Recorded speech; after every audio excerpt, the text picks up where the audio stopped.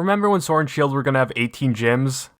Those were a nice couple of days. Anyway, we're finally getting some real information on the Sword and Shield anime, and it seems, interesting to say the least. And yes, I am referring to this series from now on as the Sword and Shield anime. I know it's simply called Pokemon, but I don't want to just keep calling it the new Pokemon anime. Yeah, I'm not pulling a Nintendo here. The new 3DS is nearly 5 years old, and New Super Mario Bros., that's over 13 years old. These things ain't new anymore. But back to the topic at hand, this series is definitely not what I had predicted. Ash and a new character named Go are starting their journeys in Vermilion City of all places, where they'll meet Professor Sakuragi. And I did look it up. Sakuragi is the Japanese name of the tree that produces cherry blossoms, which is why it's so similar to the word Sakura, aka the most common name in anime, period. According to Cerebi, Sakuragi's laboratory will be Ash and Go's home base for when they return from adventures. We even got some pictures of both the exterior and interior. Now, I think this concept is really cool. Personally, I really like the idea of a base location for characters to stay when they're not on adventures, something along the lines of the Guild Hall from Fairy Tail. Sun and Moon had the Pokemon School, but honestly I feel the characters spent a bit too much time there. And I guess in XY they would often return to Lumio City, but that was more so because it was the center of the Kalos region, so it made sense to return there often. However, I'd really like to know if this means Ash won't be challenging gyms in the Galar region.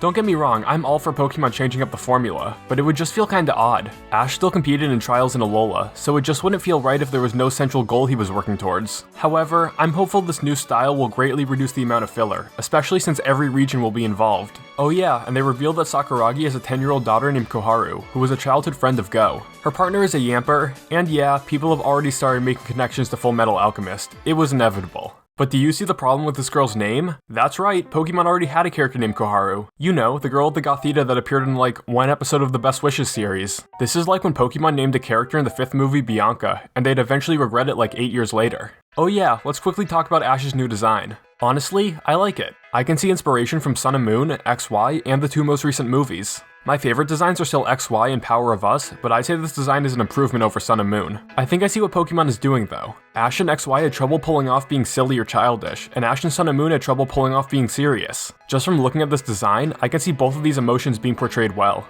But let me know what you think in the comments. I've been really busy lately, so sorry for all the smaller videos, but I do have a really big video in the works at the moment. Thanks for watching, and I cannot believe there are only 3 Sun and Moon episodes left. We're in the endgame, folks.